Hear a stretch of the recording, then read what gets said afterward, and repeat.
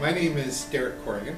I'm trained as a lawyer, and I spent 30 years as a trial lawyer. I've been a politician for 30 years too. I spent 15 years as a city councillor, and I've spent 15 years as the mayor of the city of Burnaby. It's about 240,000 people now. So it's nearly 250,000, and we make up about 10% of the population of the Lower Mainland. It goes from Barnett Beach Park right through to the end of the Chevron and refineries. And so, once you hit Boundary Road, you move into the Vancouver Heights. We've worked very hard over the course of many years to reacquire as much of that land into public hands as we could. And so Barnett Beach has been one of our accomplishments, looking to acquire land on Barnett Beach. And we've also acquired other lands as they became available, but mainly for conservation purposes. We've looked wherever we can to reacquire as much waterfront on the Burrard Inlet. Originally, the refineries, there were I think 5 or 6 refineries along Burrard Inlet and into Port Moody. There's now only one, the Chevron refinery. Originally, the Kinder Morgan pipeline, the Transmountain pipeline, was put in place as a cooperative. The refineries had gotten together and said, we all need supply, let's work cooperatively to build a pipeline back to where the supply is in Alberta. And so this co-op effort brought oil into what was multiple well-paying jobs in the city of Burnaby. But as happens with business very often, as those facilities became less economic, they weren't prepared to upgrade to meet Canadian environmental standards. Those refineries have gradually been closed, and we've now ended up with only one remaining. There's still a direct jet fuel line that's going from Chevron to YVR. And so, yeah, it's been a major product they've refined, but they've also refined general oil for usage in the community. And in fact, it's the only refinery that's providing that here in British Columbia.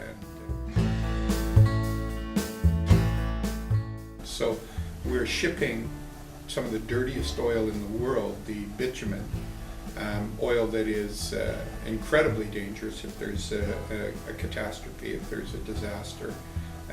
And yet we could be shipping refined product if we were simply meeting Canadian environmental standards and refining it here in Canada. The economic interests of Alberta and the employment that's being generated through the tar sands is important enough to ignore refining under our environmental standards. Then you make a choice to simply export to China. But you have to have a realization and acceptance that that oil will be refined, but it will be refined in China under much lesser standards. And so every time you ship off thermal coal to China or you ship off bitumen to China, you are making a conscious choice of where those products will be utilized. And to think that we in the world don't share the same airshed, that what happens in China is not going to impact what happens here in Canada, is beyond ludicrous. So, yeah, you can't ignore the science. Despite the fact that you try to stay neutral in teaching and in schools, the reality is that your children, the young people who are hearing things like this, need to get the opportunity to think. And they need to have information, they need to have controversy, they need to have opposing points of view to be able to generate that necessary wisdom that they require for life, which is to be able to discern who's telling them the truth and who's not, and to be able to assess what a logical conclusion is as opposed to an illogical conclusion. And yet oftentimes what they're subjected to is propaganda, media, advertising that deflects them from the real issues, tells them the important thing here is everybody at Transmountain is nice. And so they're really nice and they have families just like you have, and so how could these nice people do anything that's going to hurt the environment? Well, that's not a logical argument. It doesn't substantiate anything. It deals with emotion rather than facts, and students need to be able to discern, fact from fiction.